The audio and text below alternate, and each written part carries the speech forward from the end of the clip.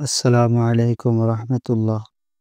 হাসরের ময়দানে বান্দাকে যখন উপস্থিত করা হবে এবং তার হাতে তার আমলনামা দেওয়া হবে, সে দেখবে সেখানে তার নামাজ রোজা কিছুই লেখা নেই, কোনো নেক কাজ আমলনামায় দেখতে পাবে না। সে তখন বলবে, ইয়া আল্লাহ, এটা তো মনে হয় অন্য কারো আমলনামা, আমার তো ভালো আমল ছিল, এখানে সেগুলোর উল্লেখ নেই। ফেরেশতারা জবাব দিবে, তোমার রব ভুল করেন না এবং ভুলেও যান না, বরং তোমার আমলগুলো মুছে দেওয়া হয়েছে। এজন্যই মুছে দেওয়া হয়েছে, তুমি মানুষের গীবত করতে। গীবত একটি শব্দ, কিন্তু তার আঘাতে নষ্ট হয়ে যায় বছরের পর বছর জমা করা নেক আমল। তাই আসুন, আমরা গীবত থেকে নিজেদেরকে হেফাজত করি, পরনিন্দা থেকে দূরে থাকি এবং বেশি বেশি তওবা করি।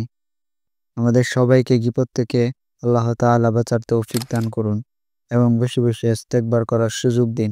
আমিন। ভিডিওটি যদি ভালো লাগে আপনাদের, তাহলে শেয়ার করে রাখুন, যেন অন্যরা উপকৃত হয়, এবং কমেন্ট বক্সে লিখতে পারেন আমিন। নেক কাজের দাওয়াত ছড়িয়ে দিন ইনশাআল্লাহ। আসসালামু আলাইকুম ওয়া রাহমাতুল্লাহ।